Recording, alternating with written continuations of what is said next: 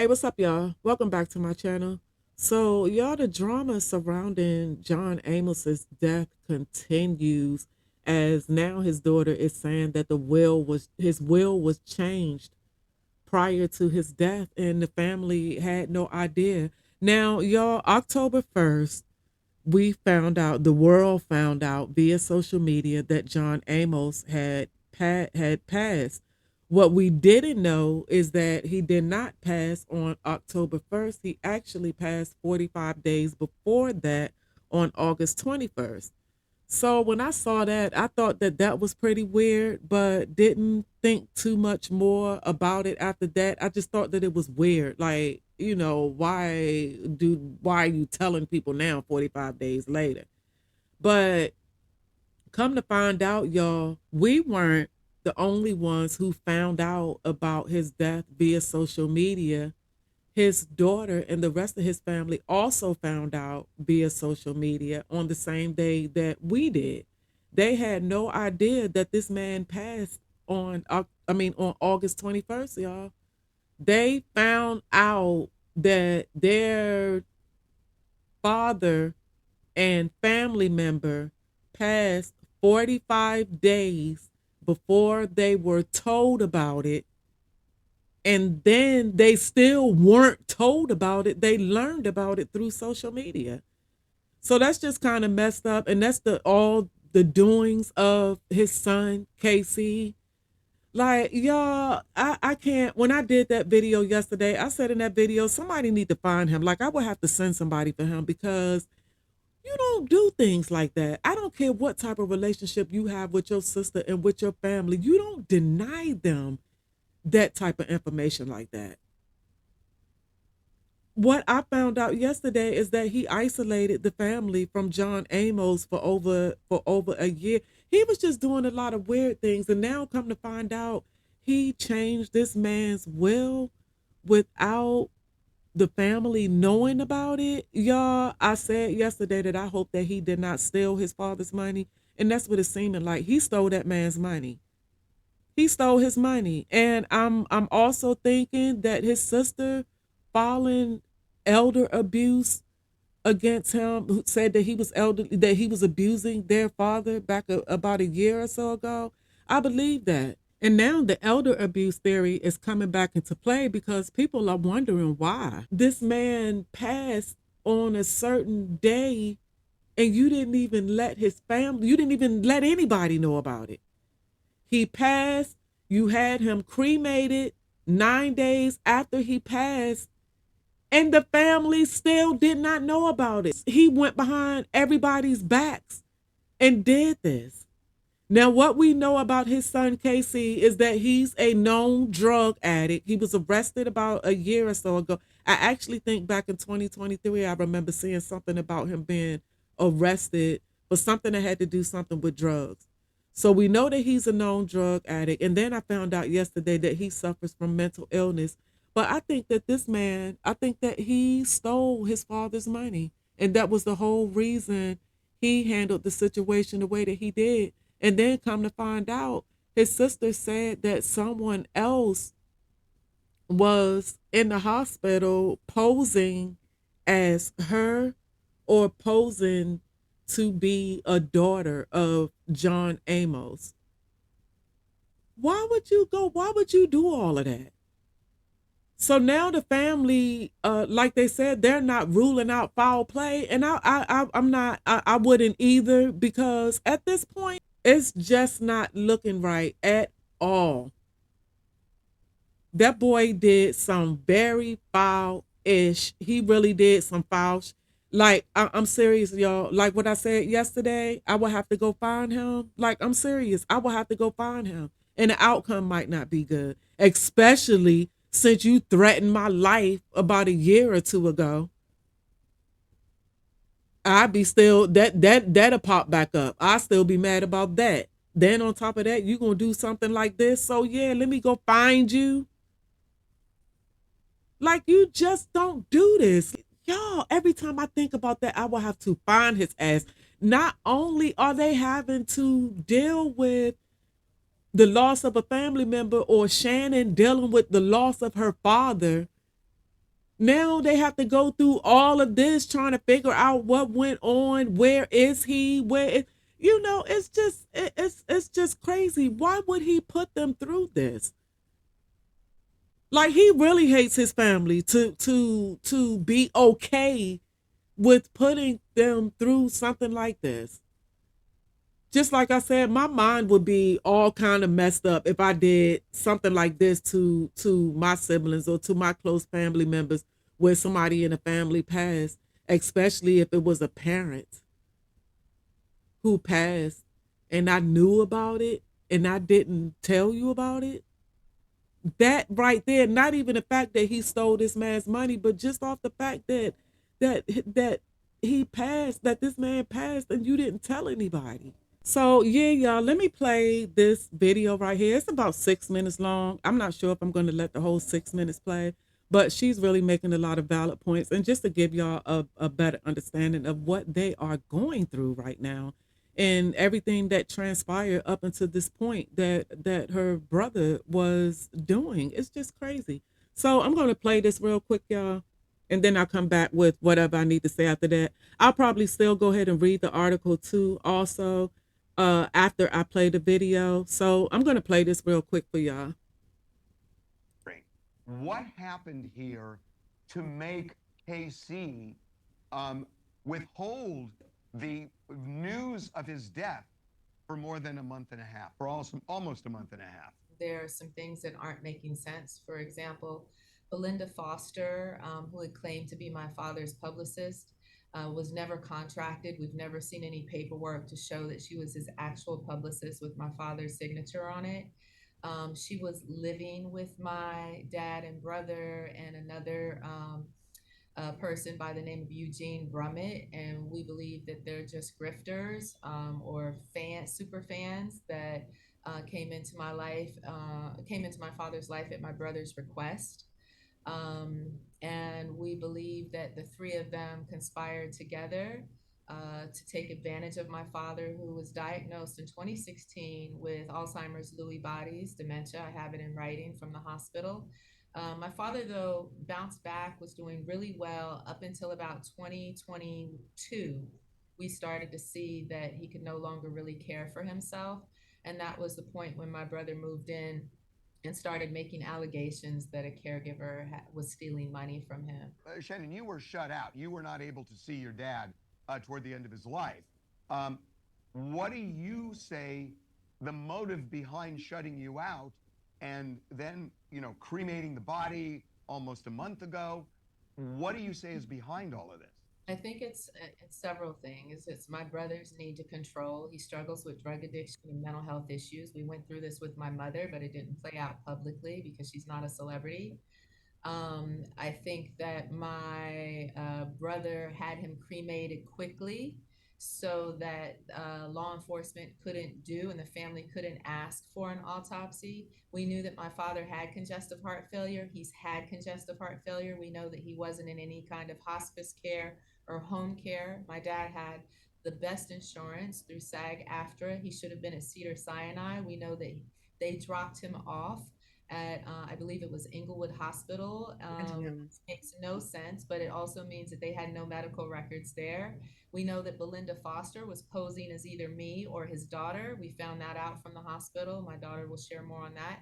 But he likely died alone without any family, and that my brother wasn't even present. That he had Belinda drop him off at the hospital. Are police investigating this at all, Shannon? We are going to seek an investigation. There is a pattern because in Colorado, a doctor reached out to me. My father's primary care reached out to me, extremely concerned that when my brother moved in, he had began withholding my father's medication. He wasn't giving any medication. My dad also had cancer, and he was supposed to come in for cancer treatments. That never happened. And that doctor told me that without the medication, my father would die. As a lawyer, the thing that immediately makes my spidey senses go up is a will and money. Did John have a lot of money? Is a will here an issue in terms of what the will had said, whether the will has changed? Is this a factor, do you think, in how this all played out. My uncle was actually the head of his estate, and he had to do 5 wills because my brother would come in, and we don't know if he got my dad high, we don't know if he had him sundowning, but he would get him to sign paperwork and he would undo everything. And so my uncle was constantly having to come back in, redo the wills. And I personally have copies of several wills. I also have a statement from my brother, which I made him sign after he did this with my mother, to state that he knowingly manipulated my father, had him change wills, and that he could not ever have my father sign a document again without family members being present. And he still was able to accomplish that. Kara, this must be heartbreaking that this all happened to a man like John Amos, who was just beloved by so many people, that his death was secret, it was withheld, and you're going through all of this. This must be just heartbreaking for you guys. I think the number one feeling I feel is outrage. I'm dealing with it every day, every moment since I found out, and I found out at work.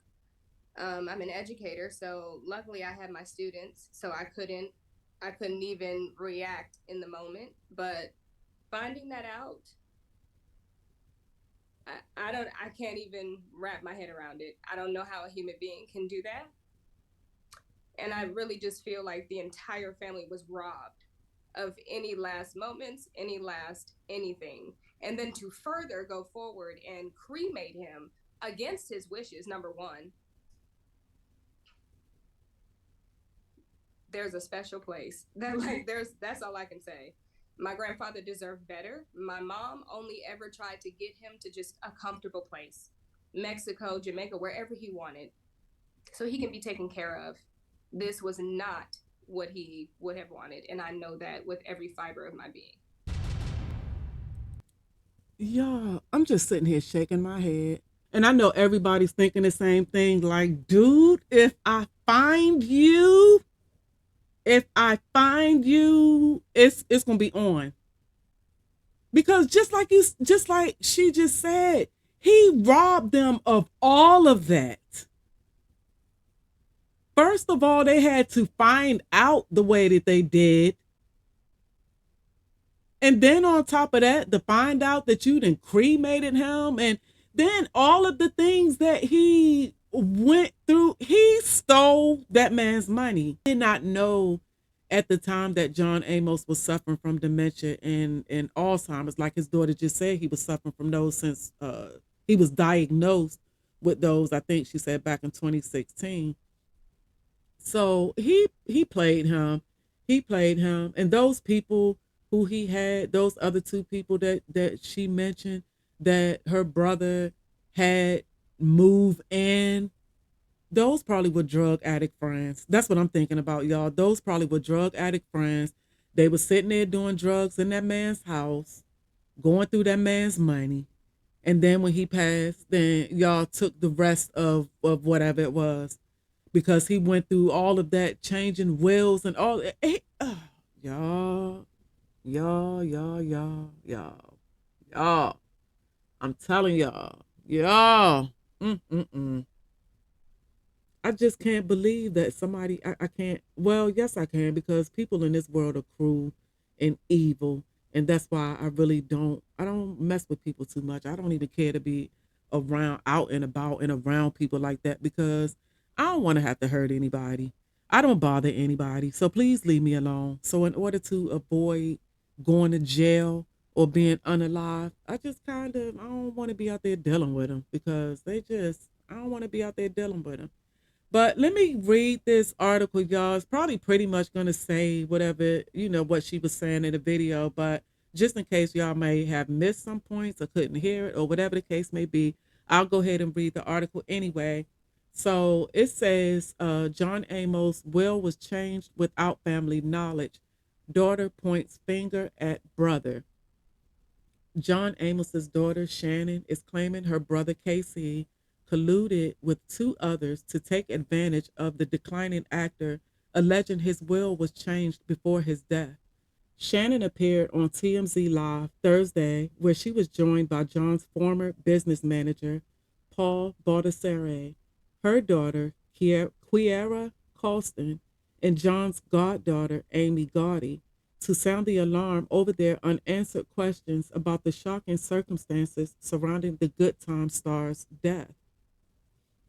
According to Shannon, John was diagnosed with Lewy body dementia in 2016, prompting Casey to move in with their dad. And she says Casey then proceeded to isolate the TV legend from his other loved ones, even monitoring his phone calls. Shannon says Casey's alleged drug addiction and mental issues led to estrangement among the family and alleges her brother withheld treatment from their dad. Y'all.